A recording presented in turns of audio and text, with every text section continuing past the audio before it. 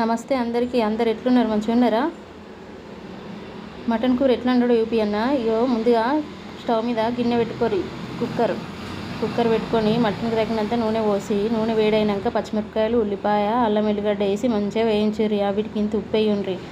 మంచిగా అవి గోలినాక టమాటాలు కూడా వేసి గోలియుర్రి. గోలిచ్చినాక ఇంత గరం మసాలా, ఇంత ధనియా పౌడరు, పసుపు వేసి మంచిగా కలిపి అది మంచిగా మగ్గినాక మటన్ వేసుకొని మంచిగా నూనె పట్టేదాకా నూనెలో ఉడకనియ్యుర్రి.